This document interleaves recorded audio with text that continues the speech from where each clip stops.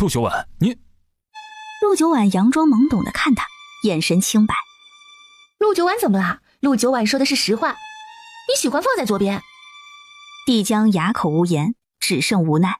本王去沐浴，你先别睡。陆九婉牵住他的衣角，帝江回头，陆九婉看着他问：我为什么别睡？我要睡了。他躺下，抓起被子乖乖盖着，板板正正的。帝江失笑，他朝着另一间沐浴室去，坐在浴池中，疲倦的身体彻底得到解放。他一手搭在浴池边，仰头靠着，想着最近发生的事情。北陵有消息传来，慕白那边有进展，这边他已经做好了准备。他等的那一天很快就要来了。他想到陆九婉，等这件事情结束之后，他想和他好好谈谈。大雨不停地落，打在骑马之人的身上脸上。帝江嘴唇紧抿着，雨水顺着他纤长浓密的睫毛不停坠落在脸上。慕白那边传来消息，人已经在回来的路上了，只是被对方发现了，现在需要接应，不然遗诏难守。帝江不放心，亲自带着人去接应，心情有些急切。驾！宫内，帝玄义同样收到了消息，他的人拦下了帝江的人，他们手上有遗诏。晋王已经出城，很可能也是接到了消息。朕不是说拿到就地焚毁？皇上，咱们的人还没有近距离接触到圣旨。他都亲自去了，你们还不想办法拦住他？真的是养了一群废物。来人，去把皇后和叶贵妃请来。王妃，宫里又来人了。笨，不是教过你了，说王妃卧床养病。可是这次来的人不一样。陆九婉在屋内听见，将平板放回空间，走出来。谁来了？皇后亲自来了。丫鬟忙摇头。不是皇后，说是皇后身边的长侍嬷嬷，还带着大轿和几名太医，说是宫里龙气重，让您过去沾沾龙气，身体好得快些。他们身边还有好多侍卫，像是非要请您去不可。白珠白桃两人一听这阵势不对，两人对视一眼，白桃悄无声息地离开了。沾他爹脑壳，陆九婉翻了个白眼，知道这回是躲不过去了。去回，让他们等着，本王妃要换衣服。是。外面的人等了许久，才见到人从晋王府里出来，一座高大的马车，前后几十名带刀侍卫，管事嬷嬷和几名太医撑着伞在晋王府前等候着。见过晋王妃。陆九婉没理会，白珠给他撑着伞送他上了马车。见到王妃上了马车，管事嬷嬷的心才落下一半。马车出发，大雨绵绵下着，将天空压得沉沉的，雨声掩盖不住刀剑声。慕白一行人从北陵出来，先是被北陵的人追了一路，现在又遇上皇上的人，他们已经精疲力尽，怀中的遗诏怕是要保不住了。慕白一身狼狈，紧咬着牙关战斗。不管如何，就算是死，也要等到王爷几人围攻，暗藏冷风的刀剑从他面前划过，马蹄声飞踏而来。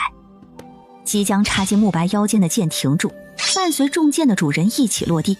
慕白趁机从突破口逃离被围攻的圈子。在帝江身后，他带来的侍卫很快加入战斗。他培养出来的人总是格外优秀，应战能力强。这一场雨中的厮杀很快就血流成河，尸横遍野。慕白从怀里将用皮革和油纸严格包裹着遗诏拿出来，帝江取过，拿在手中没有打开，却看了良久。确认过真假吗？按您说的方法确认过，是真的。很好，记大功。他将东西收进怀里，转身上马回去。天色暮黑之时，帝江远远见到一人骑马疾驰而来，近了，他认出是守在云书院的一名暗卫，心中生出一抹恐慌。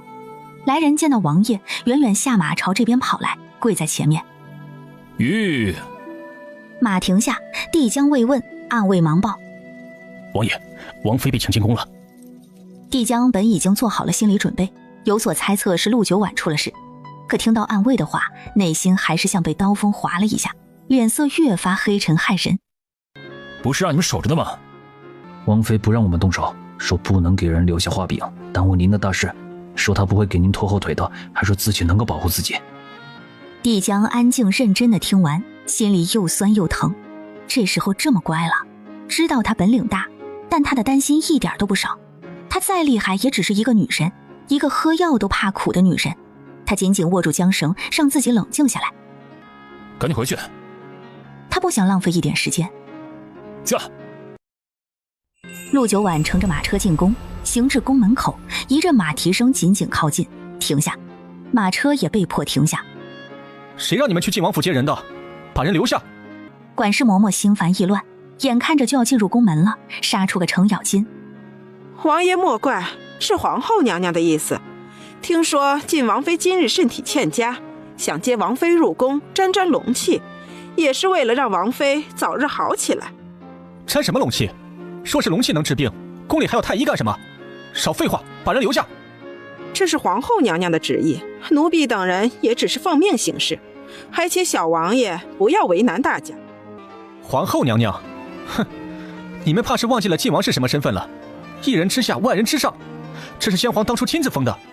皇后娘娘就算要请王妃进宫，也得晋王先答应了再说。本王再说最后一遍，把人留下，滚！嬷嬷的声音也强硬起来。皇上已经发怒了，皇后娘娘再三叮嘱，一定要办成。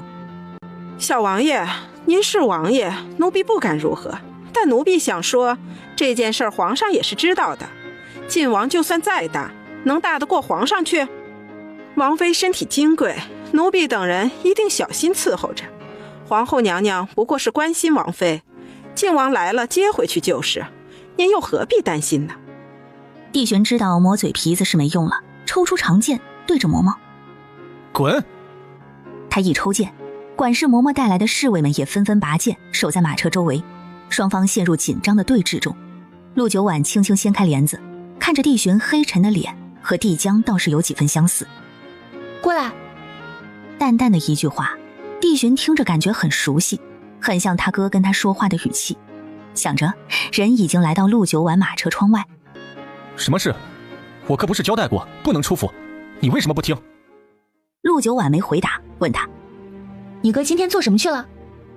你别管。陆九婉看着他，不言不语。帝玄对上他的视线颇有压力。反正是重要的事情，非常重要。总之你现在不能进宫。那你能怎么办？和他们干一架，强行把我留下来？那又如何？不行。为什么？首先你做不到，留不下我。其次，已经到了关键时候，不要给他人留下任何让人言论帝江的画饼。至于进宫，我暂时应该不会有事儿。和上次燕碑山不一样，他进宫就说明帝江和帝玄义之间的争夺战已经摆到明面上来了，生死之战，皇位之战。帝江一向对他不错，还是不要给他拖后腿了。你哥谋划的事情很重要，别在这个时候出岔子了。他进宫，万一到时候帝江失败了，他有机会的话还能帮他一把，毕竟他有高科技武器。帝玄一开始只想着为了他哥，他一定把人留下，但是陆九婉的话有道理，他暂时不会有事。狱中，帝玄看着马车进入宫里，策马转身离去。事情已经到了无法回头的地步，他也要加紧时间办事。陆九婉被带入后宫，白珠白桃两人被禁止在外。皇后萧子英短暂地召见了他。听闻王妃近日总是身体不适，本宫听了心里难安。宫中御医每日都会来请脉，想着你住在宫里也能方便些，每日把脉，早日将身体养好。病久了，身子缺损严重，就成了顽疾，难治愈。王妃还年轻呢，王爷也还没有子嗣，王妃一定要好好的照顾好自己的身体呀。陆九婉淡淡睨他一眼。你啰嗦啦。萧子英语塞，她可是皇后，还没有人敢这样跟她说话。但转念一想，她是王妃，是帝玄义的亲婶婶，是长辈。本宫也是为了王妃着想，王妃不必忧心，且在宫里安心的住下就是了。御医会每日来给你请脉的，本宫还有事要处理。反正他的任务就是让陆九婉进宫，现在不关他的事情了，他现在也没有任何心思管这些。宫里的不安宁让他感到恐慌，好像有种要变天了的感觉。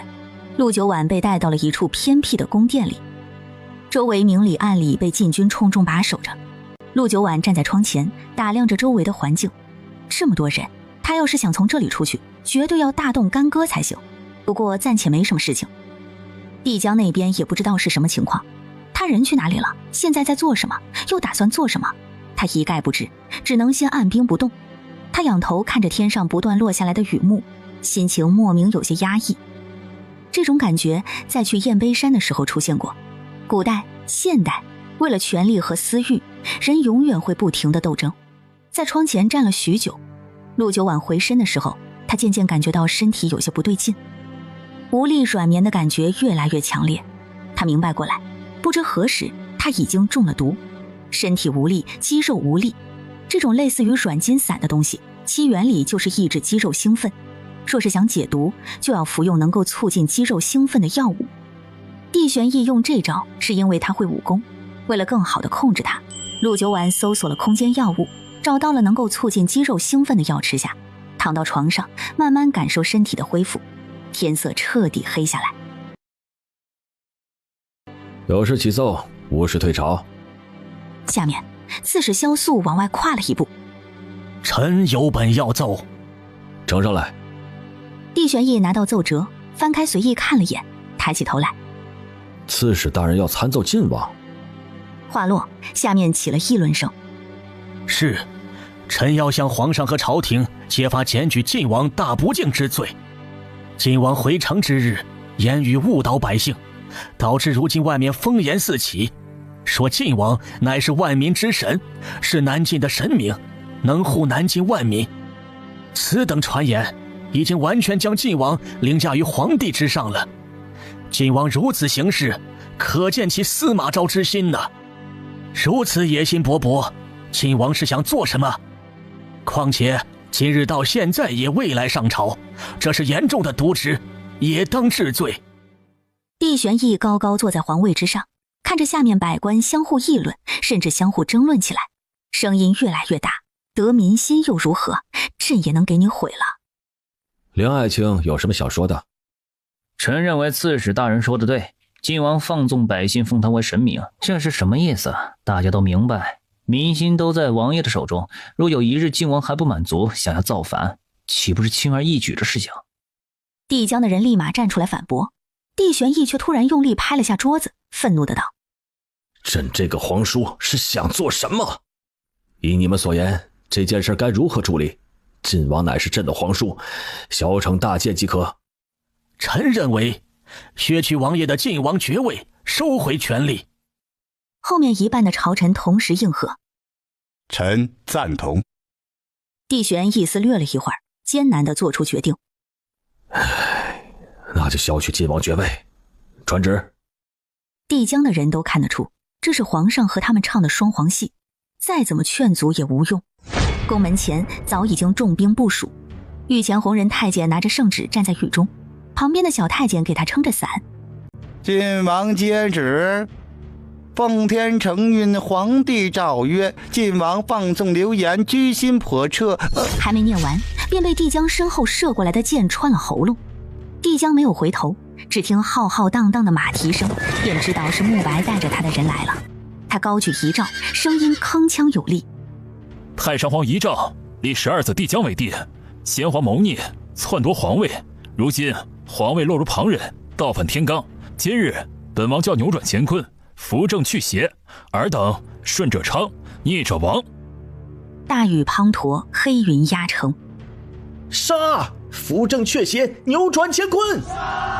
慕白高举着剑挥向皇宫，身后震天声响，伴随马蹄声。杀！宫门异变，给红人撑伞的小太监被溅了一脸的血，惊恐万分，跌倒在地，胆战心惊地爬起来，踩着红人太监的尸体跑回了宫门内。晋王造反了！晋王造反了！皇上，不好了！晋王他造反了！众人内心皆是突的一下愣住，不可置信，怎么可能？怎么这么突然？但小太监满脸的血，似乎已经说明了一切。看来梁爱卿说的对呀，朕的皇叔果然造反了。帝玄义看向小太监，问：他现在身在何处？他带着兵马闯进了宫门，正朝这边来了。帝玄义蹙眉，这么快就到宫门了？他让人去调的精兵，怎么还没有消息？明明离这里不远。皇上，马上派遣御林军保护圣驾吧。老臣虽然身子骨老了，但就算是拼了这条老命，也要平反逆贼。小爱卿，朕命你马上调遣御林军，势必要拿下逆贼。臣遵旨。众人看着萧肃带着几名武将离开的背影，英勇无畏。朝堂之内静悄悄的，各自心情复杂，心事重重。恰时，一人匆匆从侧旁进来，走到他的身边汇报：皇上，奉您的命令，暗中调遣的2万精兵还没赶来，但是王爷已经闯到第2道宫门了，御林军不过3000人，很快就要抵挡不住了。怎么回事？属下也不知道出了什么问题，只是属下负责接应，过了时间却一直没有人。去看看怎么回事，让他们以最快的速度赶过来。是。帝玄义内心燃起一股空前的焦虑，到底是怎么回事？难道出了什么问题？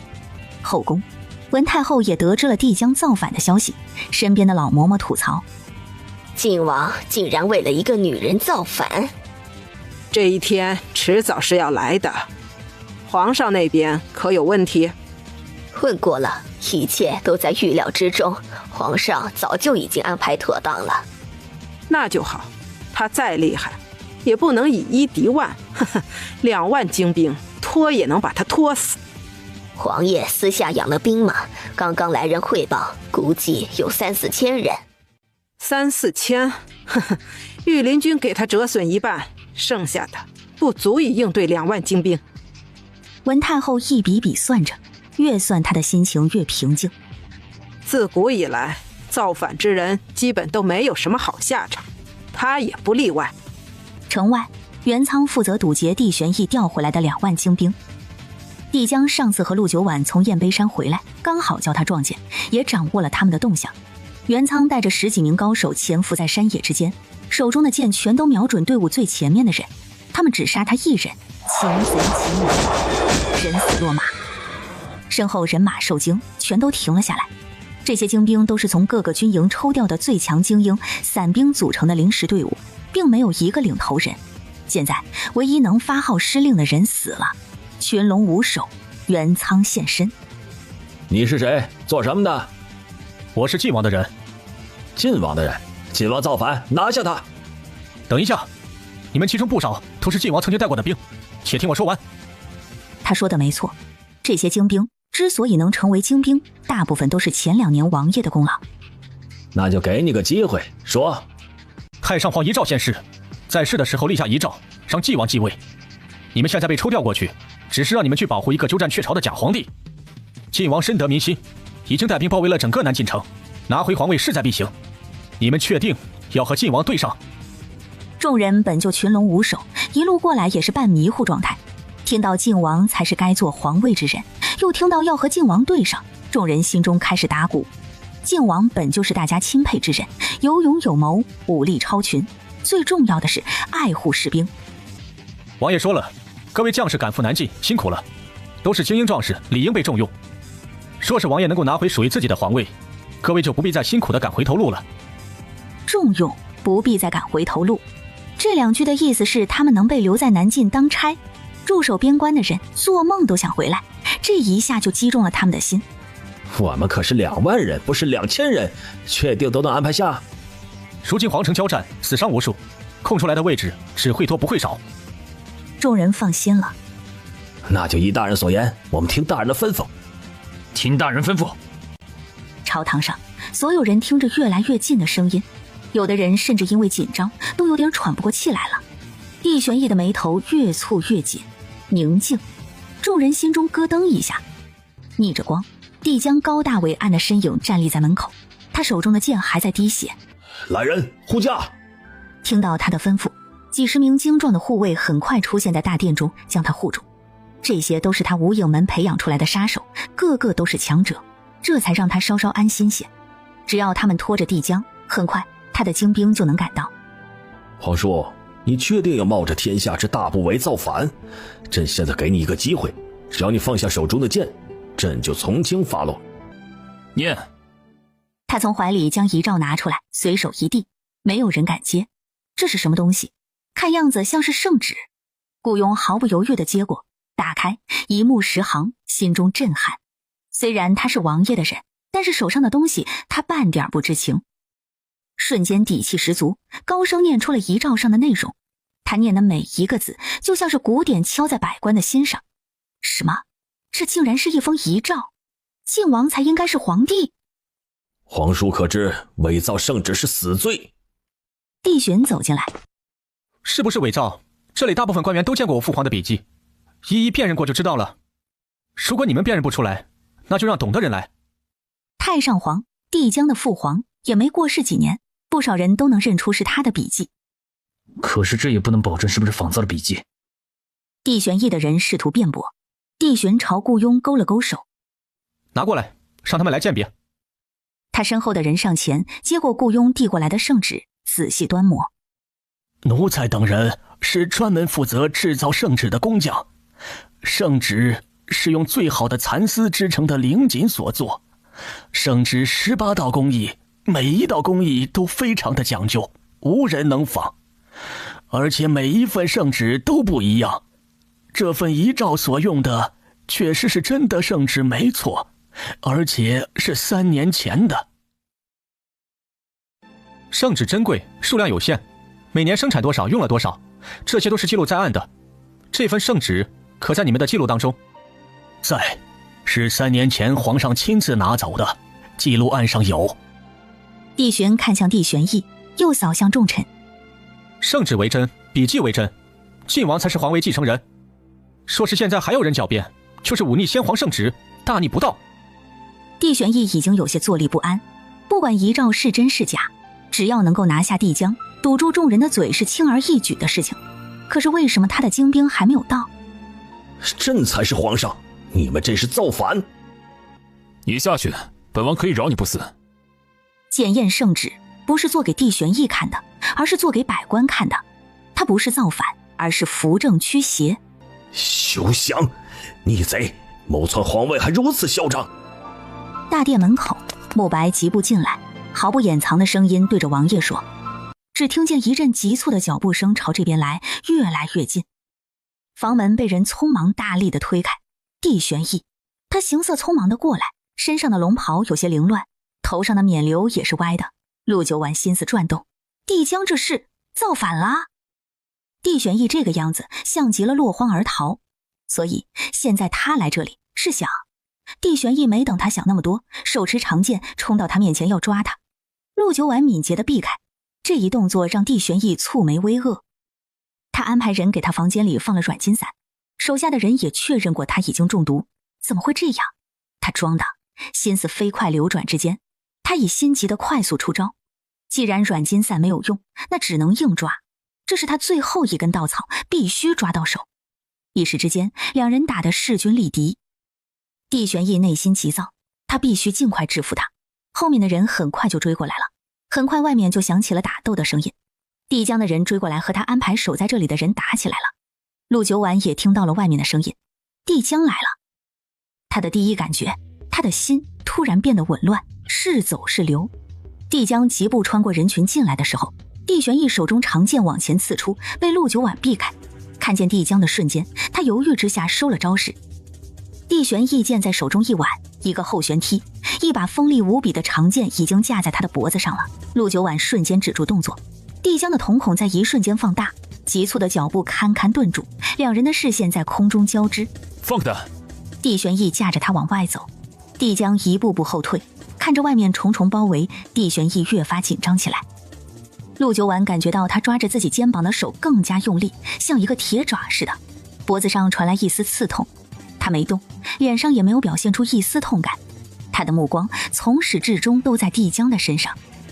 他眼里的担心和紧张不是装的，他的在乎也不是装的，可他心底还是犹豫，不敢和一个拥有天下的人下赌，因为他的本钱太多，你的全部在他那里或许连冰山一角都算不上。退后！帝江脚步往后退，黑沉的双眼看着他。别伤他！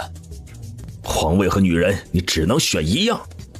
要皇位，朕就杀了他；要女人，就立马退兵出宫，朕就当今日什么事都没有发生过。发疯的言论，陆九婉听得都想笑了。他何德何能，能和皇位相比？虽然觉得帝玄义的话很不识时务，但他还是下意识的去看帝江，心也一点点悬起，心底有个小小的人在害怕，捂着耳朵不敢听。但陆九婉直直地看着他，看着他沉默，而后只听帝江一字一句坚定地说：天下和他我都要。看来你还是选了前者，那朕就杀了他，你能得到的也只是一具会腐烂的尸体。现在还在威胁他，帝江知道他还不想死。你放了他，我放了你。休想！你想要夺走朕最在乎的东西，想这么轻易就过去？哼！女人和皇位，你只能选一样。那就再加一条，文庙的命，你放了他，我放了你和文庙。你把我母后怎么了？她是太后，你不能动她。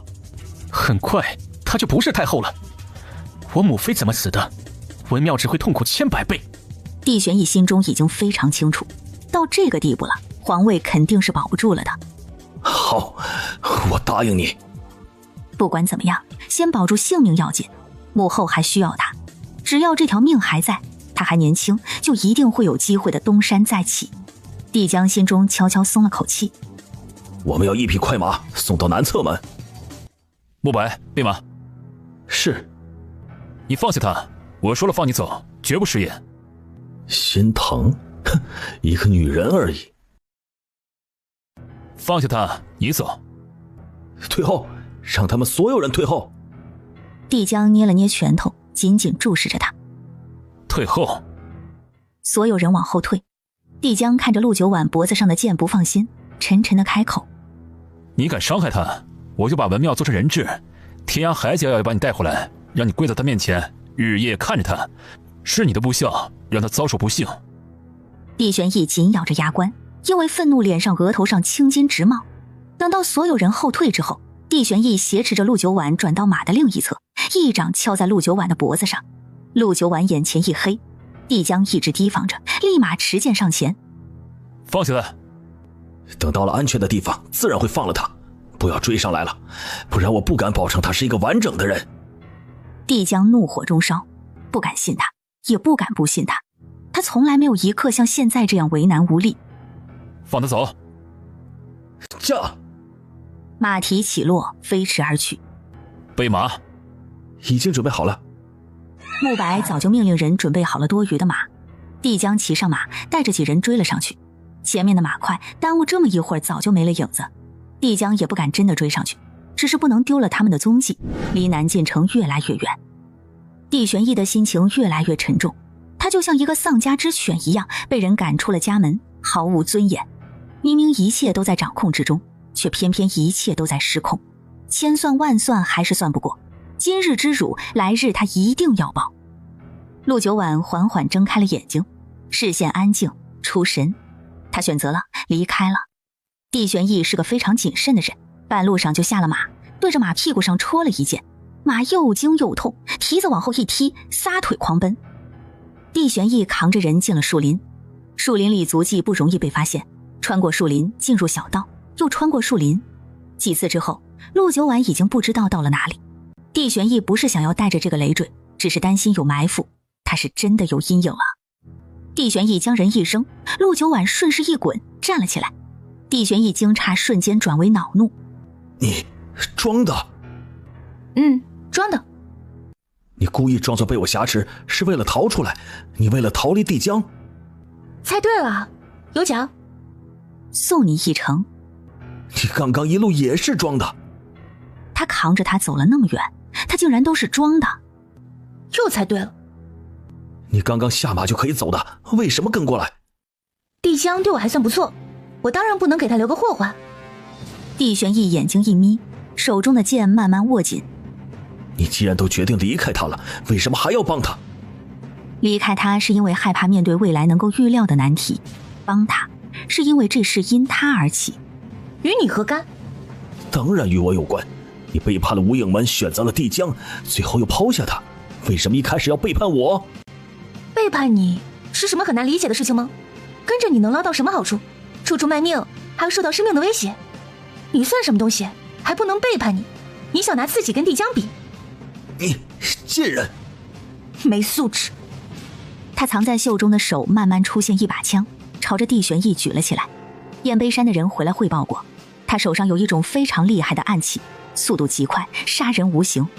帝玄义很快就能猜出来这个东西就是他们所说的暗器。一枪没打中，陆九婉还有点惊讶，他竟然知道自己手里的枪的厉害，知道躲避。然而一枪没打中，失去了最佳的机会。帝玄义不给他开第二枪的机会，已经快速逼近他的身边。两人很快缠打在一起。山崖上，两个人动作都十分迅猛有劲，都是冲着对方的死穴去的。陆九婉没有武器，有点吃亏，但是很快，在两招的对决之后，两人拉开了距离。陆九婉利用最快的时间，对着他举起手，手中凭空出现一把枪。帝玄义瞳孔蓦地放大，一个是因为他的速度太快，另一个是因为他手中竟然能凭空出现东西，这到底是怎么回事？然而他已经没有机会了，陆九婉的这一枪来得快速又猝不及防，他死了。陆九婉面无表情地看着倒下的死人。有些人不能小看，更不能轻敌，他们可能杀不了你，但是你身边的人却会跟着倒霉。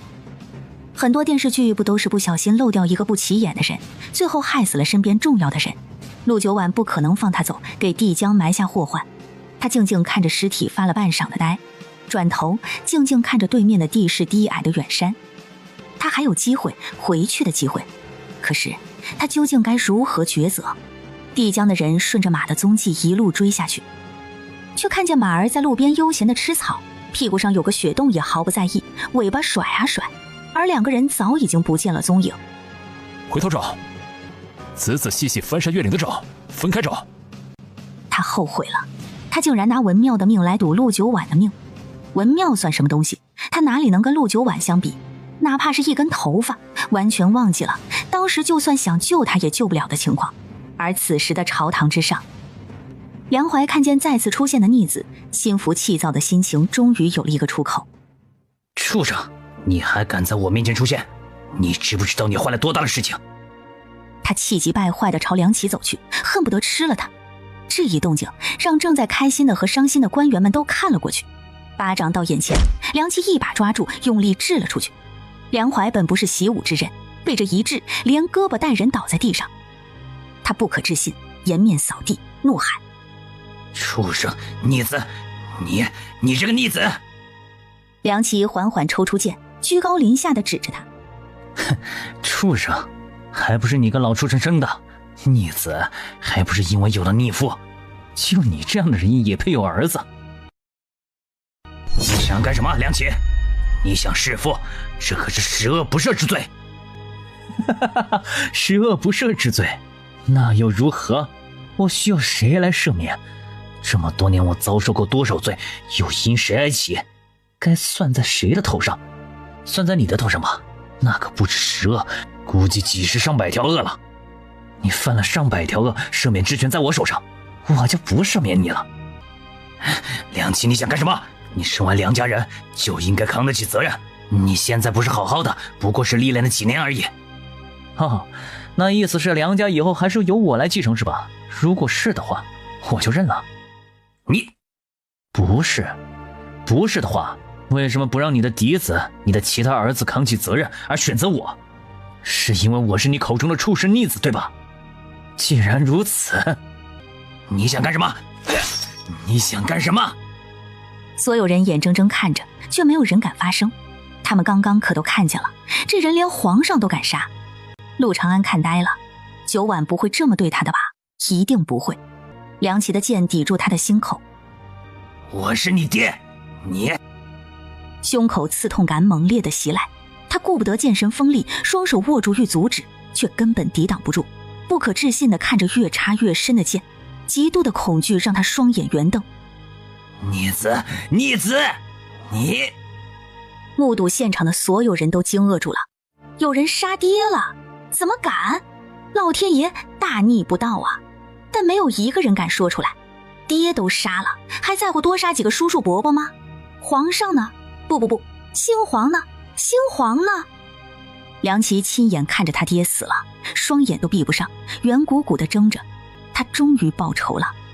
他转身面对百官：你们里面大部分人都跟梁怀一样，该死，等着你们的报应吧。他的话让本就胆战心惊的人越发恐惧了。有人直接吓得晕倒在地，也没有人理会，自顾不暇了。一处偏僻的冷宫里，文太后在第一时间就被看押起来，派了重兵把守。帝江知道她不简单。山崖之上，一身素白衣裙的女子静坐着，秋风吹过，撩起她的长发，发带飞扬，光线飘渺，似仙入凡。陆九婉发呆地看着前面，脑子里各种思绪翻来覆去的比量。上辈子一路颠沛流离，他这辈子只想过稳定的日子，可是和一个帝王赌未来，他输不起。跟着他一辈子关在小小后宫里，规矩多，阴谋多，毫无自由。帝王怎么可能没有3000后宫，还要跟那么多女人争着抢着共用一个追追？陆九婉光想想就卑微，还脏，想做还得排队，笑话。还有，她是陆长安的女儿，这是无法改变的事实。她的身份注定是一个尴尬的存在，陆长安不可能不除，除掉陆长安，她又是谁？她成了一个罪人的女儿。可是离开，天大地大，她没有家，漂泊的生活。上辈子逃难漂泊，大家都过着一样的生活，没有什么比较，也不觉得有多难。而现在，她是个异类。在留下还是离开之间，陆九婉在挣扎。她转头往后看了看，怎么还没有人找来？这里很难找到吗？帝江那小子估计根本就没来找他吧。陆九婉转回头，安静地看着前面，倒数10声。帝江若是再不出现，他就走了。10、9、8、7、6，一阵风吹过他的脸颊，他的心底突然燃起一股豪迈，仰头看着广阔的天空，何必贪恋一枝花？若是换成别的男人，他根本丝毫不带犹豫的，还是因为贪恋帝江那块小身板。好色的女人干不成大事，5、4、3、2、1，拜拜了帝江，江湖再见。有人生来就坐享金山银山，有人生来就要注定上青山。樵夫挥动着手中的砍刀，冬天快来了，大户人家都要被炭火，他得赶紧准备好。捶了一下弯酸的腰，樵夫嘀咕：什么东西呜呜呜的。嘿，声音越来越近，听得越真切。樵夫吓了一跳，这里又不是深山老林，怎么会有猛兽？低头往下一找，只见一条白影兀从江面上飞快划过，快得像是他的幻觉。猛地回过神来，蛟龙，是蛟龙！那声音呜呜呜的，如此陌生骇人，他浑身的汗毛都竖起来了。妈呀，见到蛟龙了，要发财了！樵夫赶紧许了个愿，保佑今年冬炭涨价。王爷，是发现尸体了。帝江一听，脚步猛地一顿，整个人仿佛一下子坠入无底深渊，看不见光明，茫然和害怕的情绪不受控制的上涌。他快步走近，看清楚地上的人，所有情绪立马收回，恼怒的一脚踹在旁边的侍卫身上。侍卫被踹倒，胆战心惊，但是莫名其妙，慕白无语地将人扶了起来，白了他一眼。跟在王爷身边这么久，连话都不会说，该……侍卫一下缓过神来，啊，这嘴不应该叫王爷，应该称呼皇上的。地上的人应该叫逆贼，该马屁都不会拍，怪不得身边兄弟们都升官了，就他现在还是个光秃秃的侍卫。属下知错，皇上恕罪。慕白一个趔趄，孺子不可教也，废也。滚一边去！侍卫茫然滚到旁边站岗去了。帝江蹲在帝玄义的面前，观他脸色，看来死了好一会儿了，伸手挑开他的衣服，胸口上一片血迹。这样的伤痕让他想到了那天在燕碑山陆九婉所用的暗器。帝江站起来，视线逡巡一圈，他走了。帝江的世界一下子变得寂静无声，和刚才以为他死了的心情全然不同。绵长的酸胀堵满心口，有些呼吸不畅。一直以来他都给他一种他随时会离开的感觉，就和他突然出现一样，抓不住握不紧，他就像一阵风。帝江往回走，眼帘下全是陆九婉俏丽生动耍赖卖乖的模样。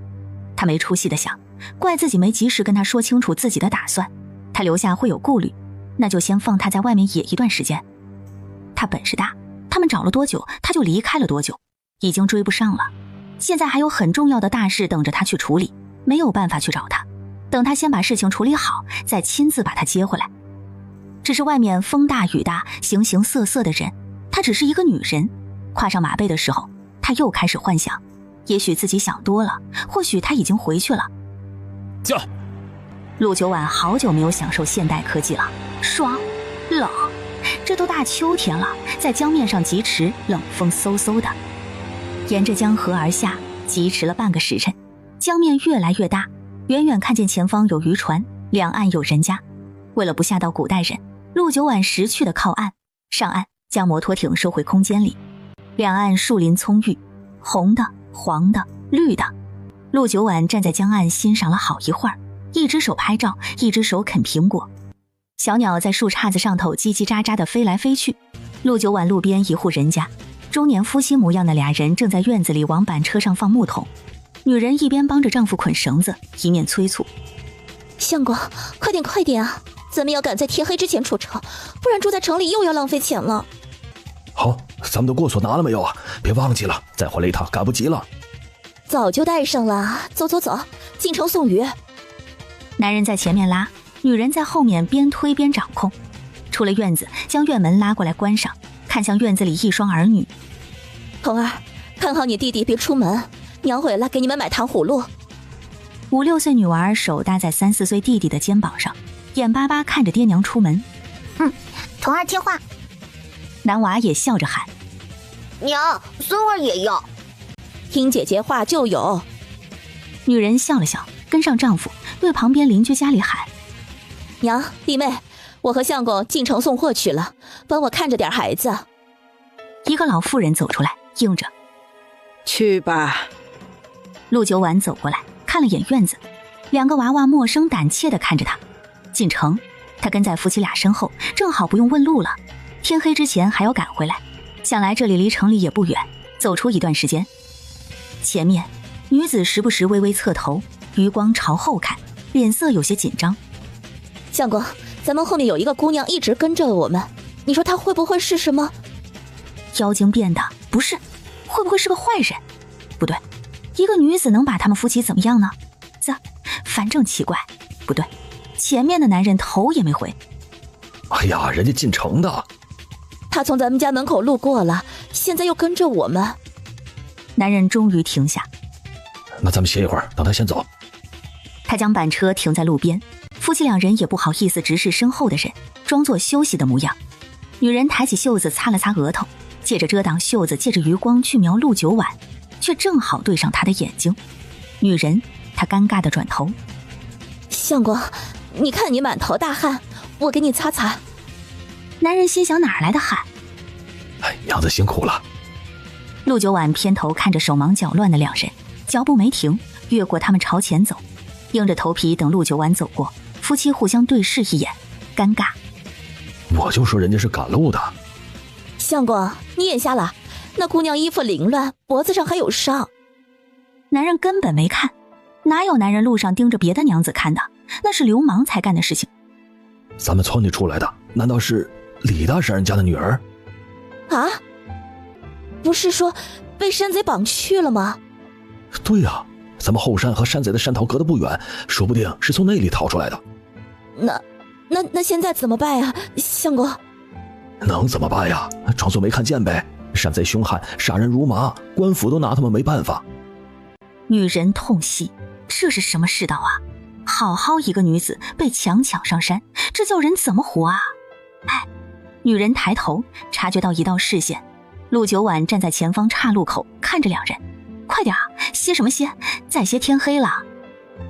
走，再歇下去天黑了，回不来了。男人等不及了，女人犹豫。相公，那女子还在前面等着我们呢。不管，孩子还在家等着我们呢。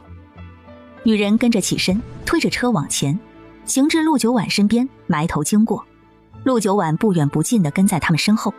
下午时分，江城城门口，进城的人少，不用排队；出城的人多，远远望去，里面排了长长的队伍。陆九婉跟在夫妻俩后面，见他们掏出2张纸给守门官看了眼，便被放进去了。等他们进去，他直杠杠地紧跟在后面。官兵眼神清明，司空见惯。过锁。过锁。过。官兵生气地看着他，上下打量了一番，长得跟天仙似的，一身狼狈，像个落魄逃命的大户小姐。从哪里来的？进城做什么？陆九婉沉思一秒，跟他们一起的。官兵转头看向已经走了老远的夫妻俩，再撒谎把你抓起来，没带过锁不让进，现在查得严不知道。陆九婉利落地转身离开，眉毛一蹙，过锁。他仔细回忆了一番，这东西原生好像从来没有用过，进城还需要这东西。也许以前他作为杀手的时候用不着，后来成了王妃更用不着。绕开城门，陆九婉观察了一番，爬墙进去了。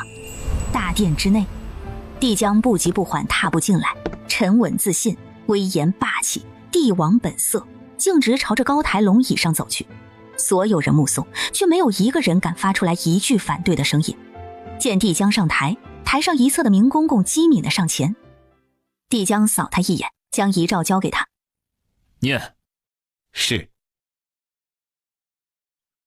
谨遵遗诏，即日起由太上皇12子帝江正式起备，吾皇万岁万岁万万岁！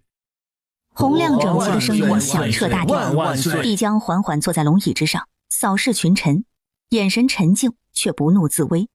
尽管没有龙袍加身，帝王的威仪仍然淋漓尽致地显露出来。江城热闹繁华，丝毫不差南进城已经改天换地的局面。小二，看一间最好的房。贵客，您的过所需要看一下，登记。住宿要过所？贵客，您不知道啊，一看您就是大户人家的小姐，不知道也在情理之中。没有过所的话，不能住店的。最近几个月查得特别严，被抓到就完了。您没有过所，想必不是城外来的，那您还是回家住吧。陆九婉心想，这他妈古代也管那么严吗？跟身份证似的，没有身份证寸步难行。今晚住哪儿啊？出了客栈，外面已经亮起了盏盏灯笼，路上行人轻减了大半，陌生感强烈袭来。陆九婉沿着马路走，两侧的商铺也都陆陆续续关门了，放空地行走。城里住户密集，想找个地方搭帐篷都难。陆九婉原路返回，出了城门，又撞见之前一同进城的夫妻俩。本来想着在野外凑合一宿的，突然改变主意了。房车太招摇，住帐篷又懒得搭，主要两者都得早早起来收回空间。他们村里有住的地方吧？他有钱。陆九婉跟在两人身后，两人丝毫没有察觉，脚步匆匆忙忙地往家里赶。孩子都该等着急了，快点快一点，以后要送货还是早点来。这一番清点下来，轮到咱们差点出不了城。赶巧了，这回都这个点送货。娘子，你坐上来，为父推你。这身力气留着别处使，快点走。男人一听，耳朵烫了。娘子，快坐上来，为父力气多，晚上够使了。你脚程慢，为父推着你啊，一会儿就到家了，孩子等急了。别给娘子累坏了，晚上不许她弄。女人看穿他的小心思，戏谑地娇笑着，双手抚顺裙摆，侧身欲坐上马车，猛地见身后不远处一道人影。她吓得花容失色，跌跌撞撞地爬起来躲到丈夫的身后。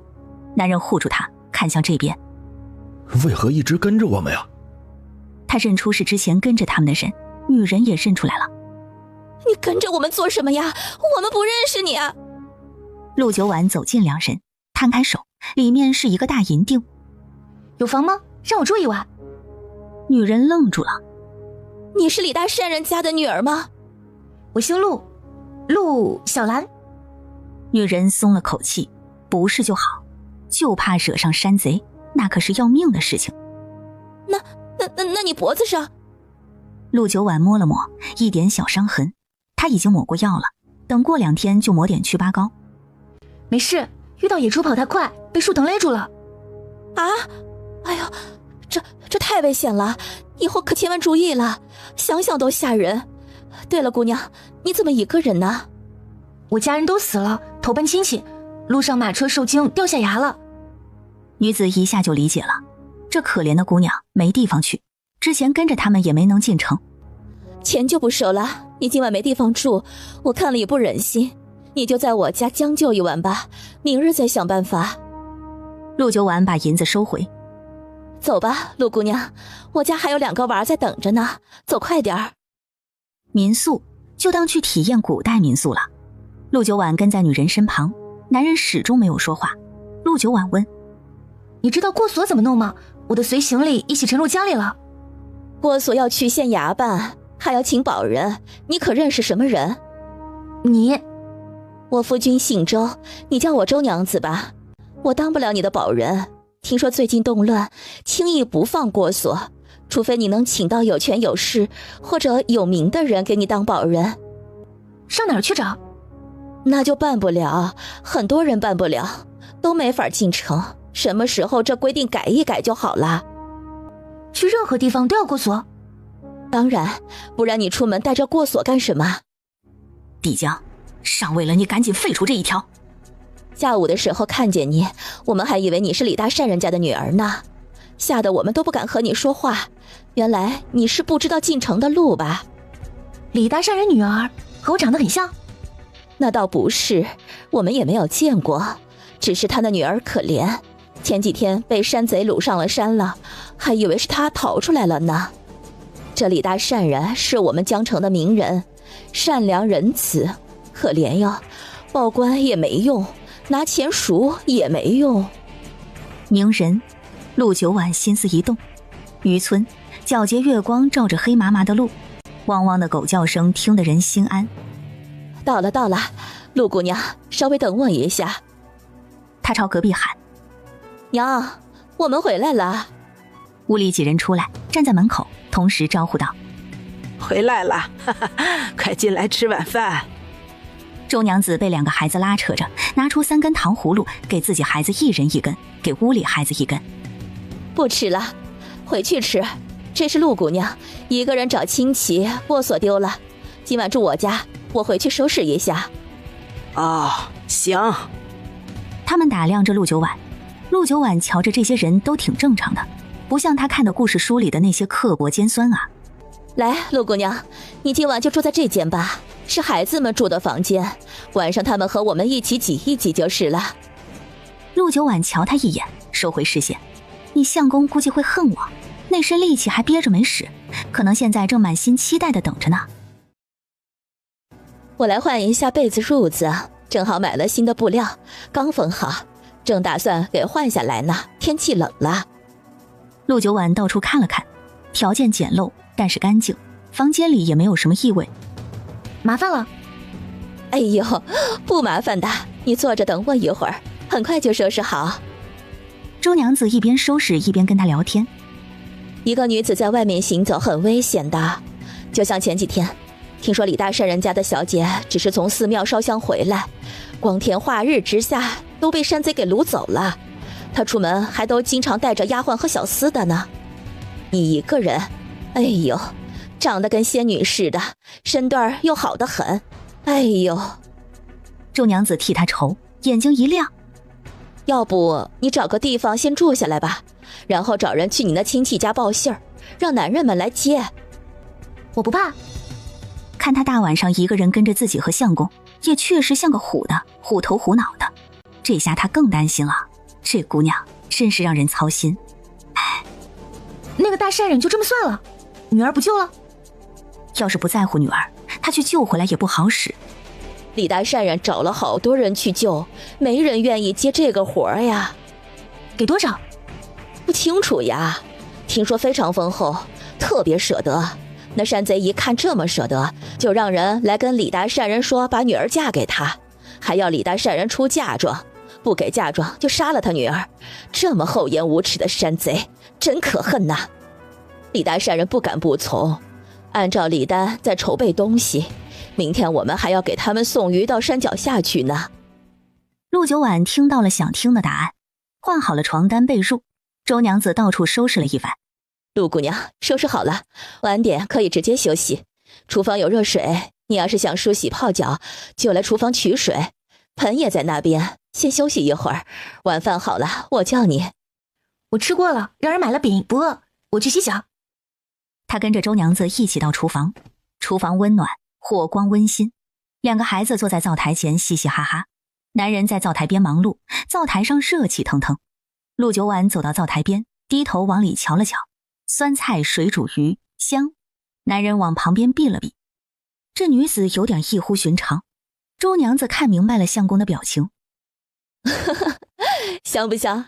我相公的手艺还不错，等会儿再一起吃点吧。算了，我撑不下了。他嘴巴饿，肚子撑。简单的洗漱完，陆九晚回房躺下，一盏小小的灯微弱的亮着。古代的房子隔音都不好，能听到厨房传来一家4口的欢笑声。夜幕降临，孤身一人，陆九晚吹了灯，给他家节约点灯油。再次醒来，屋里一片漆黑。相公，孩子们还在呢。不怕，他们睡得比猪还熟啊。娘子，我洗干净了。一阵窸窸窣窣的声音，男人隐忍兴奋的声音压低。那隔壁还有陆姑娘呢。呀，不怕，那人看着有些傻，他听不懂。周娘子一想，确实有些，半推半就。陆九晚心想，老子傻，老子听不懂，哪个官儿跟你说的？老子玩的比你花，这隔音差的。陆九晚觉得有点烦，本来就孤单，这下硬衬的他更像个流浪小可怜了。听着听着又睡着了，再次醒来，窗户照进几缕阳光，外面是周娘子和她男人的交谈声。相公，吃完饭咱们就去把鱼送了，要送到山贼的老窝山下，咱们还是早去早回，和大家伙结伴去，可别落单了。我一个人去，娘子你不许去。你一个人推得动吗？他也不想去，万一被抢上山，他可怎么办？他以前好歹也是村里一枝花，只是现在年纪有点大了，20几了。不过相公说他越来越好看了。推得动，这有什么推不动的？我今天力气格外大呀。陆九晚一听他们要去给山贼送货，忙爬了起来。他的过所，早上又是吃鱼一大锅鱼。陆九晚一脸淡定地吃了2大碗。周娘子暗自感叹，这姑娘看着苗条纤瘦，饭量不小啊，和她男人一样的饭量。我等会儿就要走了，感谢招待。饭后，陆九晚对正在收拾碗筷的周娘子说：去哪里呀？你没有过所，进不了城。你家亲戚是住在城里的吧？要不要我帮忙？谢谢，我跟着你相公去。啊？你跟着我相公去干什么？找过所。哎呀，那可千万不能去呀！你怎么这么傻呢？那是山贼窝呀，过所没了再想办法，去那里你不要命了呀！我有办法能让山贼臣服，放心吧。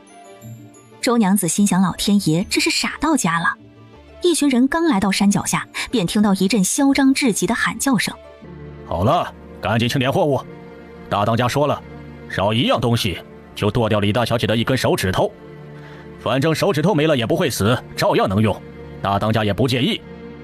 大家吓得脖子一缩，一群山匪喽啰放肆的大笑起来。等清点完货物之后，山贼放行。滚吧，一群胆小如鼠之辈！走。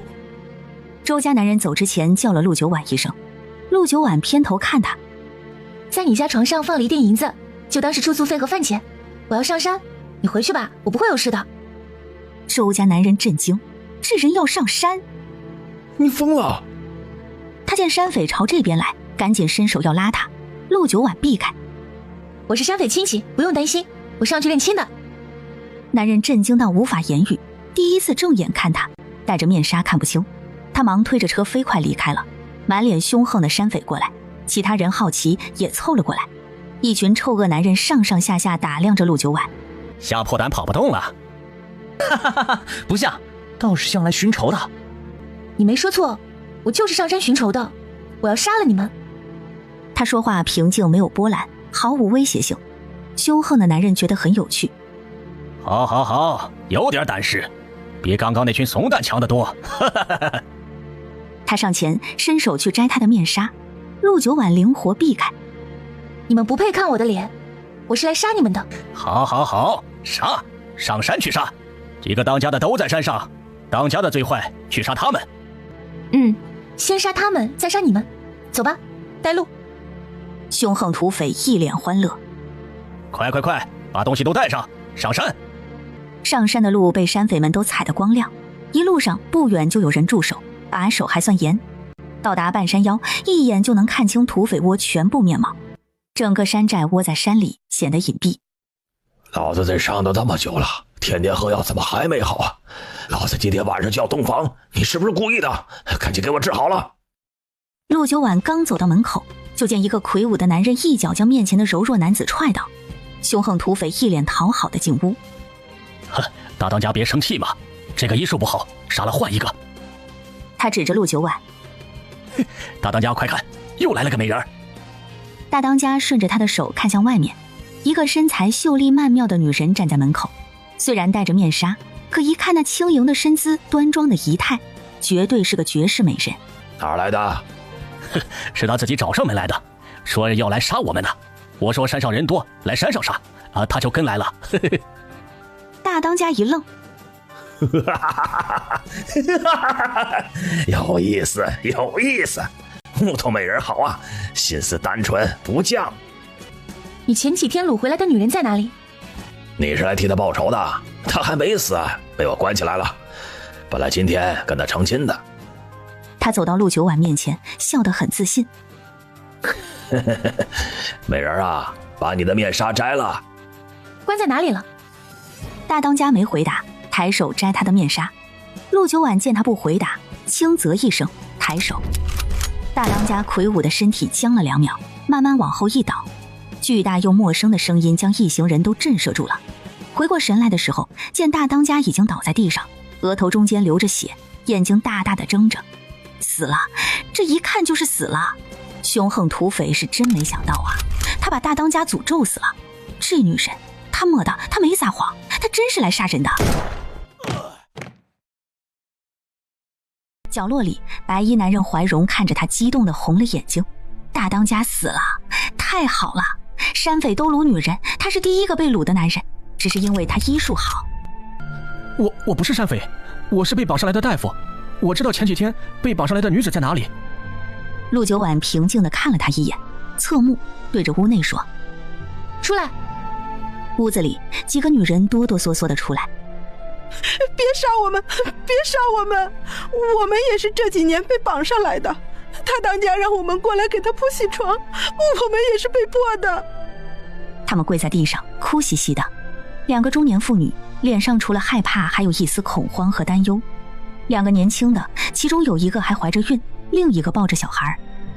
抱小孩的有点麻木失神，怀孕的女人害怕的情绪中透着痛快。陆九婉眉头紧蹙，也许一开始他们都是被抢来的，但是时间久了已经习惯了。特别是2个中年妇女，内身打扮光鲜，一看在这山匪窝里就没怎么吃苦头。进去，把门关好。只要不拦着他救人，女人和孩子他都不管。几人忙进去关了门。陆九婉将用眼神示意白衣男人带路。怀荣利索地反应过来，引着他朝外走。大当家把他关在了后面祠堂里，等着今晚拜堂成亲的。那女子要自杀，被绑起来了。人刚踏出堂屋，已经有山匪跑进了院子，正和2人对上。他们惊愕地看着地上的尸体。来人，有人杀了大当家，快来人啊！他们一喊，正朝这边来的人立马加快了脚步。怀荣惊恐地止住脚步。好多山匪！陆九婉举起枪，来一个倒一个。带路。怀荣见他如此厉害，那些人还没有靠近就倒下了。这世界上怎么会有如此厉害的武器？这到底是什么呀？只听过刀、长枪、剑、弓这些武器，这东西也太厉害了吧！内心的震撼已经难以形容。他绕过院子往后走，山匪越来越多。快，抄家伙！这女人杀了我们好多人。壮州，把人都叫来，这女人手中有暗箭，大家小心。山寨中响起了钟声，这钟声只有在山寨遇到紧急危险的时候才会响起，已经好多年没响过了。今天响了，大家都提起了精神，整个山寨也陷入了紧张当中。在这里，快！一个个凶悍地追在陆九婉身后。陆九婉淡定地把步枪换成了冲锋枪，转身站定，开启扫射模式。不行，这边也有人。蹲下。怀荣立马听话地蹲下，听见几声砰砰响，他朝后看，身后的人全都倒地身亡了。他忙站起来朝祠堂里去。又一批人赶到，陆九婉不急不忙地换子弹，和他干架。没有枪，你还玩个锤子？后屋一间昏暗的房间内，一个粉衣女子被五花大绑，容貌清秀，眉眼清冷，眼里有决绝和坚定。砰！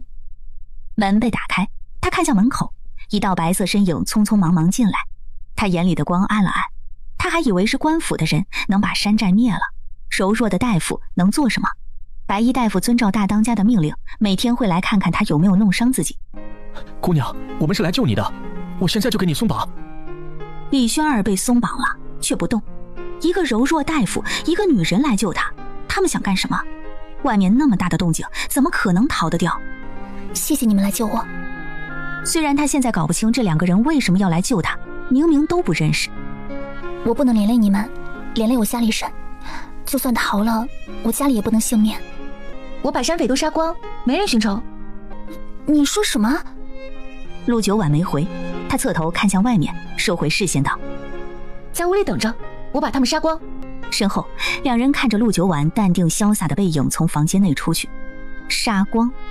祠堂外，山寨所有山匪都朝着这里逼近，脸上是嗜血的表情。再也没有人敢轻视这个女人，杀了他们那么多人。他们朝祠堂围拢着，小心翼翼渐渐靠近，脸上的表情是陆九婉司空见惯的平静的凶残。陆九婉扫视着这些人，大概100多人，100-200人的山匪窝，怪不得官府没有办法。他垂落在袖中的手抬起来，众人只见他手中一个圆圆的东西，手指一扣，弹簧弹开，然后扔到人群里。手榴弹的爆炸半径10米左右，会产生强烈的冲击波和飞溅物，但是3个手榴弹根本杀不了这么多人。手榴弹扔出去，陆九婉手持冲锋枪开启扫射，风吹过，掀起他的半边面纱，露出半边绝美的容颜。怀荣和李轩儿两人趴在门缝后瞧着，只见他背影从容，站姿放松，手中的武器威力十足，面前的人翻涌着倒下。两人被冲击，傻愣愣地看着，在这武器面前，冷兵器根本没机会近身。山匪们终于知道怕了，幸存的人开始往各个方向逃命。陆九婉站在原地，记下每个方向所逃的人数，换了狙击枪，远距离瞄准。这些人逃出去一个，都是对无辜百姓的潜在威胁。1个、2个、3个，逃跑的人惊恐不已地看向身边倒下的人，怎么这么远都能被杀？他们更加拼命地逃，却终究没有一个人逃掉。屋内两人已经呆若木鸡，心跳麻木。走了。清雅的声音将两人喊醒。怀荣咽了下口水，哆嗦着对李轩儿说：走，山贼都死了，你可以放心的回去了。反正女侠不杀他们，不用担心。两人出来，震撼又小心地跟在陆九婉身后，不敢直视满地的尸体，向外走。却见陆九婉并没有直接带着他们出山寨，而是来到大当家住的地方。在外面等我。他将今天李家送来的所有东西一一收进空间里。厨房和仓库相通，顺便把仓库大部分粮食、蔬菜、水果、肉也收了，边边角角就算了。怀荣和李轩儿两人在外面等着，各自沉默，不知道这女侠到底在找什么。女侠，你快点出来，厨房要燃了！屋顶上的青烟越来越浓，怀荣焦急地喊。李轩儿迈脚正要去看看，陆九婉从里面出来了。走，去你家。他对李轩儿说。李轩儿清冷的脸上没有任何惊讶的表情，点了点头。好。救命恩人要去家里，家里好好感谢一下是应该的，就算不去，他也应该邀请。怀荣抿了下唇，悄悄看了眼陆九婉，沉默地跟在两人身后。到达山脚，陆九婉瞟了眼怀荣：你可以走了。女侠，我可以跟着你吗？陆九婉悠闲地走着，手上不知道从哪里冒出来2个水汪汪的大鸭梨，递给李轩儿一个，在身上擦了擦，取下面上的纱巾，咬了一口。不可以。李轩儿看着手中的鸭梨，眼珠子往右侧了侧，余光悄悄看向他的袖子。刚刚在大当家、二当家、三当家和厨房里找半天，就为了找这2个梨。突然想到他的武器。姑娘，你的武器往哪了？怪，为了2个鸭梨，把武器都丢了。怀荣无语。女侠你不用管，快走，去你家。如此厉害的武器，不要了。怀荣心跳得快快的，扔哪儿了？他想去捡。真的不要了？陆九婉往前走，见身边没人跟上，回头他生动咀嚼的模样充满大大的疑惑。走啊。姑娘，你扔哪儿去了？我去捡。我也一起去，我们一人一件。陆九婉愣了下，片刻后哈哈笑个不停，两人被他笑得渐渐红温。女侠，我们是认真的，你扔厨房了，还是哪个当家的屋里了？完了，不会已经被山上的人捡了吧？我什么时候说扔了？那叫枪，是一种机关武器，可放大缩小，非常精妙。他往袖子里掏啊掏，一把袖珍的枪摊在手心。怀荣和李轩儿两人脑子里只有满脑子的疑惑和不敢置信，就像是生满了铁锈的发条，想转但是转不动。这真的不是骗人的吗？威力那么大的东西，就是这么个小东西。快点，走了。陆九婉收了枪，放回衣袖，进了空间。李轩儿暗自调整了一下辛苦的心情，跟上。怀荣局促地站在原地，思忖了几秒，厚着脸皮跟上去。女侠，你就收下我吧，我是一名大夫，我聪慧好学，医术也还可以，假以时日，我一定会成为名医的。陆九婉嫌弃的道：“回家去。”我没有家，我从小就是孤儿，爹娘死了，被大伯一家赶出来，到处乞讨。后来遇见了我师父，让我跟着当药童，我从小就跟着他认药学医。前2年他也去世了，我一个人靠着卖草药治病为生。1年前被山匪掳山上，今天被你救了。他声音哽咽，前些年的事情不觉得委屈，其实师父对他也不算好，他比别人家的下人还要累，只是有个遮风避雨的地方长大也还是很感激，后来也给师父养老送终了。你为什么偏要跟着我？我有老公，有丈夫了。不是，女侠，我怎么敢如此肖想？我是想跟在您身边当个小厮。我从小到大服侍我师父，我什么都会做，还会看病。我就是不知道去哪儿，也不想孤身一人。1年没回去，我师父的房子估计早就被风吹垮了，门板都被邻居捡回去烧了吧。陆九婉看着他想了想，有个人鞍前马后也好，还是个自己送上门的，还是个无牵无挂的孤儿，完美。跟着我也行，我要求绝对的忠诚，若是跟着我的时候敢出卖我，图谋不轨，我有比枪更可怕100倍的东西。好，我忠诚，绝对忠诚。跟着这么强的一个女侠，就算是做下人也是一件很风光的事情好吗？而且女侠不，她家小姐心地善良，锄强扶弱，一看就是个好相处的主儿。小姐，你真的已经成亲了？真的非常非常好奇，这样的小姐会配一个什么样的姑爷？李轩儿也好奇地竖起耳朵，十分好奇。成过。已经和离了吗？李轩儿觉得这没什么不敢相信的，谁压得住这姑娘啊？一半离。什么意思啊？别管他，走吧。两人一头雾水地跟上，明明说的每一个字他们都能听懂，但是合在一起就不懂了。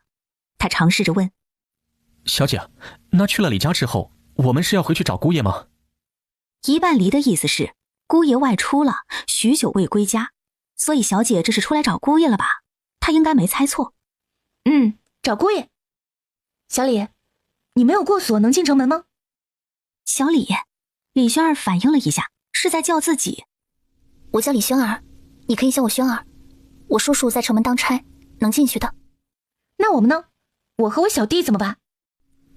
姑娘，到时候委屈你们，装一下我的婢女和小厮，我叔叔在，不会被严查的。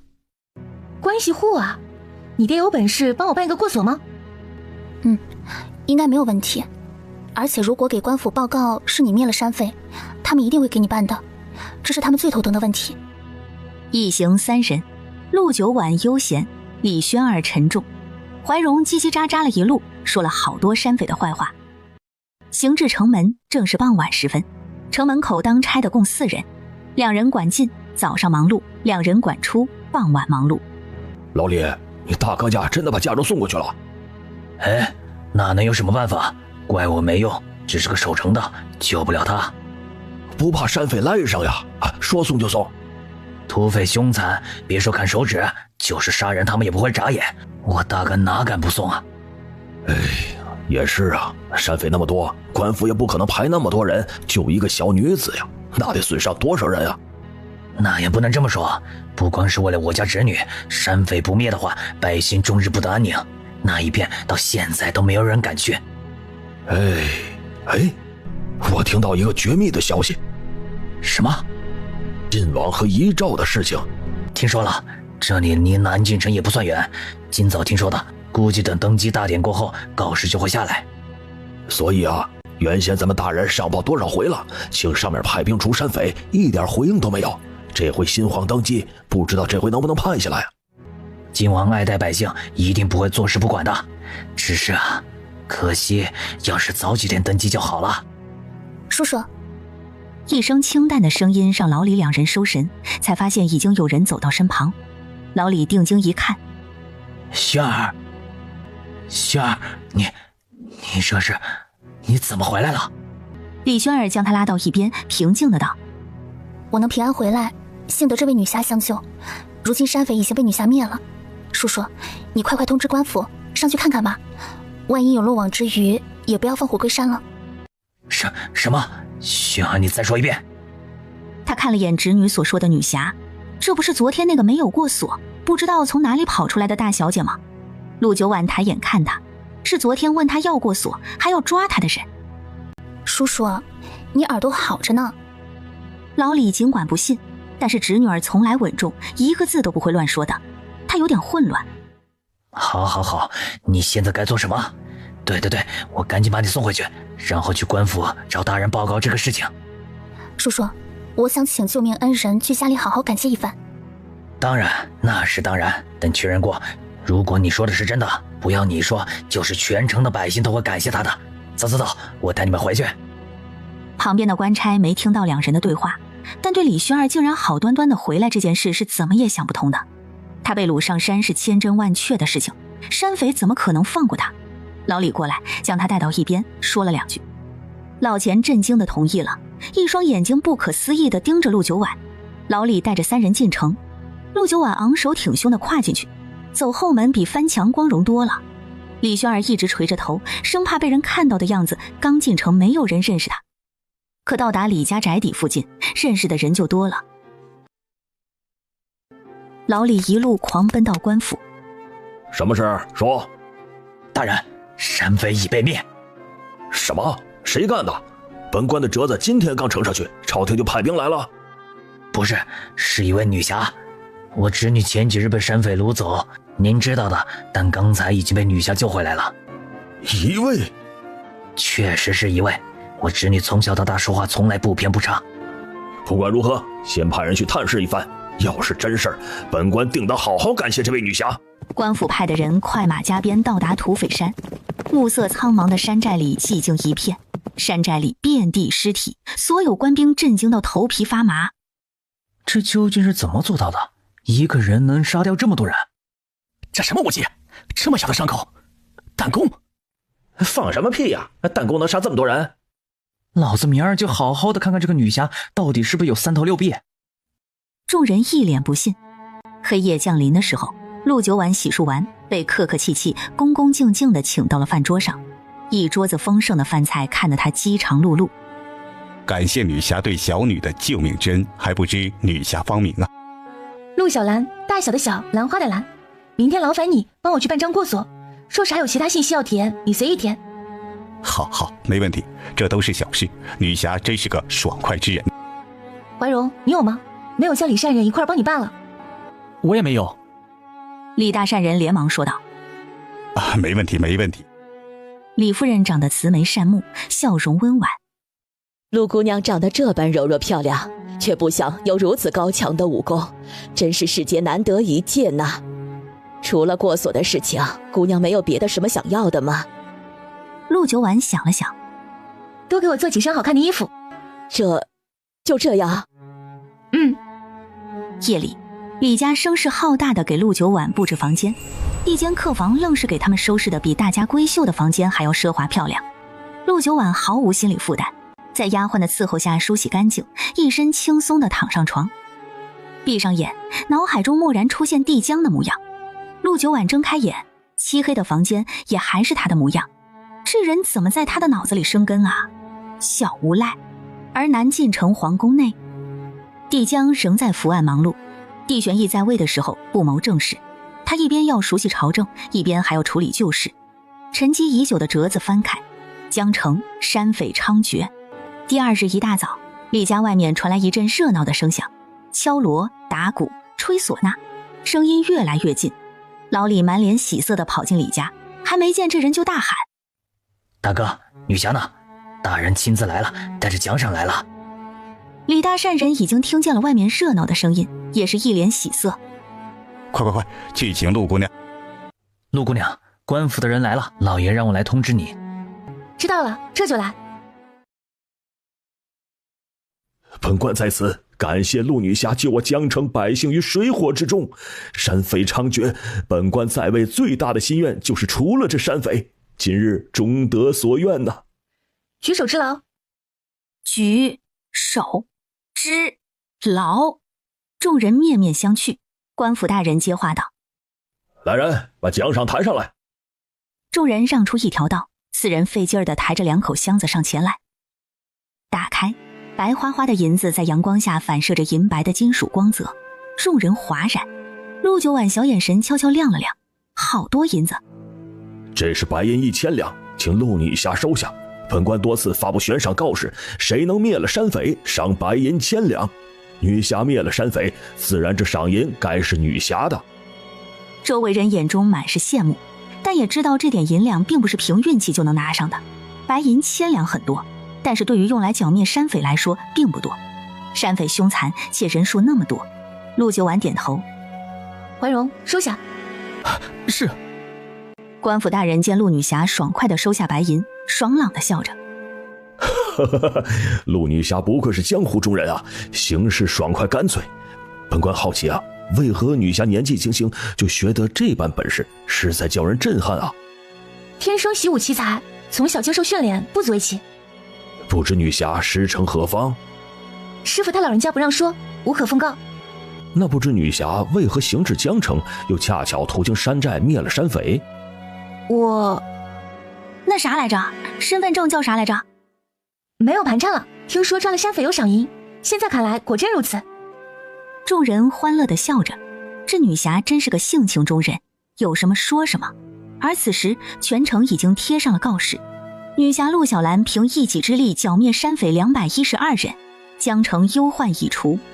官府大人离开的时候，陆九婉朝李善人使了个眼色，李善人马上明白，跟着去了。陆姑娘饿了吧？耽误了一早上，走，进去用早膳。陆九婉刚转身，就见外面一行人走了进来。李夫人见到这些人，面色瞬间就沉寂下来了。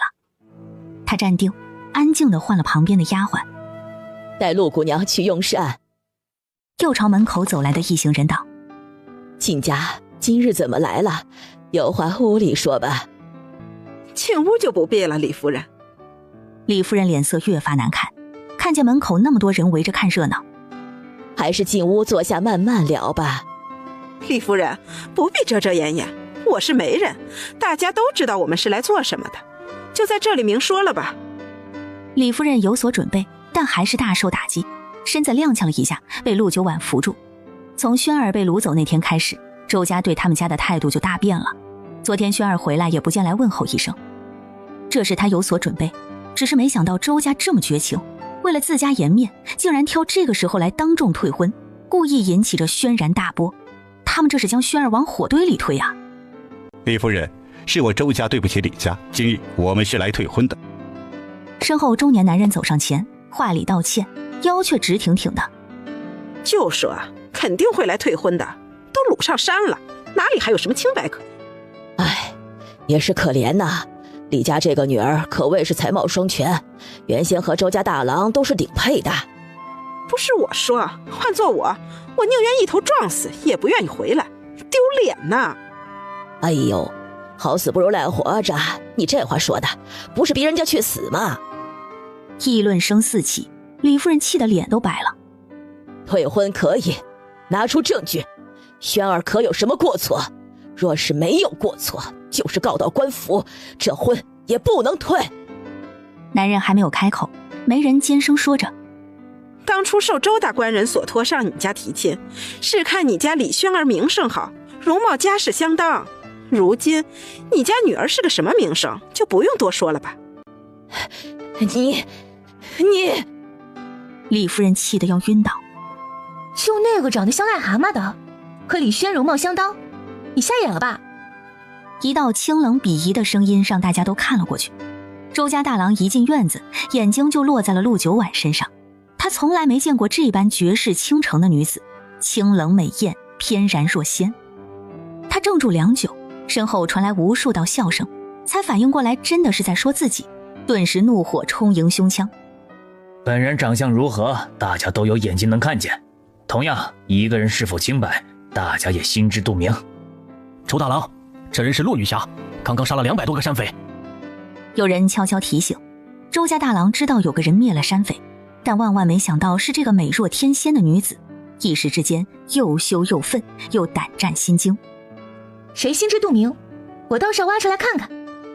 他不愿意管闲事，但是李轩一家还不错，众人倒吸一口凉气。周大郎腿有些软，我同意退婚。我李轩儿虽然被掳上山，但清白仍在。周家薄情，不值得我嫁。我李轩儿在此主动提出退婚。陆九婉这时候才强烈感觉到，这是在古代封建社会，女人的清白是悬在女人头顶上的一把利器。一场退婚结束，已经到了傍晚。陆九婉一个人坐在餐桌旁，慢慢用着丰盛的晚餐。怀柔那小子不会把他钱私吞走人了吧？正想着，他一脸开心地回来了。小姐，银票。他将厚厚一沓银票递给陆九婉，陆九婉双手接过，收下，昂了下头。坐下吃饭，买什么去了？这么晚才回来，差点以为你卷款逃了。我正准备提刀来找你。我又不是傻子，这江城谁敢抢女侠的钱？不要命了！买东西花时间，马车和物资我都已经买好了。马车买了最好最大的，你坐里面能舒服一些。咱们明天就出发吗？去哪儿？陆九婉有点为难，去哪儿？他歪着脑袋想不出来。你推荐一下。姑爷在哪儿你都不知道吗？不知道。那就这样胡乱找。怀荣有点头疼。那一个个地方找过去，这得找到什么时候啊？找个舒服的地方过冬吧，其他事儿过完冬再说。第二天早上，陆九婉的房门被敲响，他打开门，李家三口扑通跪在他的面前。干什么？陆姑娘，求你收下轩儿吧，为奴为婢都可以。陆姑娘气质非凡，又武艺高强，一定不是个普通人家的小姐。况且在这一天她接触下来，陆姑娘是个好相处的。陆姑娘，轩儿不宜留在江城，就算她一辈子不出嫁，我们也能养她一辈子。可是流言蜚语是伤人无痕，轩儿恐怕承受不住。他们担心轩儿郁郁寡欢，久成心病，心病最难治。陆姑娘，只要你愿意收下轩儿，我们愿意分割一半家产出来，只求你肯收下轩儿，善待她。轩儿从小就聪慧，算术好，悟性高，做生意算账一点错都不会出。跟在姑娘身边，姑娘也省心。他们是没有办法带着轩儿去别的地方生根落脚的，不切实际。陆九婉看向李轩儿，她始终跪着没有说话。她知道这一刻她的命运彻底改变了。可以，我答应了，起来吧。谢谢陆姑娘，谢谢。轩儿，给你家小姐磕个头。李轩儿一滴眼泪砸在地上，头磕在地上。轩儿，谢谢小姐。我不恨人背叛我，因为背叛我的人没有任何辩驳的机会就没命了。同样的话我也要对你说一遍，跟着我的人要求绝对忠诚。是，轩儿一定牢牢记在心里。陆九婉满意点头，拍拍他的肩膀。行了，别哭了，有什么好哭的？以后有机会再回来看看不就是了。听到还可以回来，一家三口眼睛都亮了。真的可以吗？当然。陆九婉淡淡说完，对李轩儿抬了抬眼。李轩，叫你爹分你钱，一半家产，说话算话。李大善人将一匣子银票递给陆九婉。陆姑娘，金银你们带着路上不方便，我特意全部换成了银票，请您收好。陆九婉让李轩儿收下，李轩儿只是以为小姐叫他先收着，便很快收下了。李夫人带着丫鬟小厮们提着包裹行李送他们，这些都是干粮、被子、披风、手炉这些，你们一定用得着的。马上天寒了，赶路也冷，都带上。尽管怀荣已经买了很多，但陆九婉一点不嫌多，通通收下。马车内堆了一半，他和李轩儿上车，怀荣坐在前面驾驶。驾！第二日早朝，颁布从中一人出班上奏。皇上，臣已经派兵前往江城镇压山匪，只是昨夜赶过去，今日一早他们便已经回来了，还带回来了这份江城的上报文件。明公公下去呈上来，帝将随意翻开，蓦然目光顿住。百官眼中，皇上正经严肃地看着文书，实则只有帝将自己知道，他的心情发生了翻天覆地的变化。女侠陆小兰一人灭了200多人的山匪窝。文书中似乎怕他不信，还详细地描述了发现山匪们的样子，奇怪又致命的伤口和对陆小兰的简单的了解。陆小兰，陆九婉，原来你在江城，朕还以为你能上天呢。知道他的行踪，帝将心情突然畅快轻松起来。只是白银1000两太小气。下面的人明显发现皇上看了文书之后，周身的气压都松快了些。江城山匪猖獗，多次上奏请求派兵剿灭山匪，朕批了奏折，但江城回书200多人的山匪窝已经被一位叫做陆小兰的女侠给剿灭了。众人倒吸一口凉气，200多人的山匪窝竟然叫一个人就灭了，这怎么可能？就算是最厉害的武将也做不到啊！拿去看看吧，文书上写得一清二楚。众人看完还是不敢相信，没有亲眼见过，只当江城的人真会吹牛逼。此事告一段落，一大臣出班，忧心地说：皇上，国不可一日无后，如今登基大典已过，后宫空虚，该考虑选妃的事情。皇上，国不可一日无后啊！谁说朕没有皇后的？众人疑惑，皇后在哪儿？谁是皇后？陆家之女陆九婉，贤良淑德，蕙质兰心，秀外慧中，立为皇后，立后大典择期举行。百官朝臣此时的心情可以用非常复杂来形容。先不说陆家女适不适合当皇后，他们就先不说反对的话了，就说人呢，私下都在传被帝玄义挟持走了，死了。至于谁杀的，好几个版本。皇上，您说的是原来的晋王妃？正是。皇上，不知现在人在何处啊？帝将扫视朝堂之下，百官各怀心思。曾经跟过帝玄义的人，黑暗的心底仿似亮起一道光。要是陆家的女儿都能当皇后的话，岂不是说明皇上不计前嫌，给他们一个改过自新、重新开始的机会？天下太平，万民安康，是朕最宏大的愿望。朕初登皇位，对各方百姓的需要以及各方风土民情不甚了解，愿望难以实现。然朕身居高位，凡务缠身，无法亲自微服私访。朕已命皇后到民间替朕体察民情，暗访监督去了。百官他们个个呆若木鸡，有时候人很难用语言去表达自己的震惊和无语的心情，就像他们。这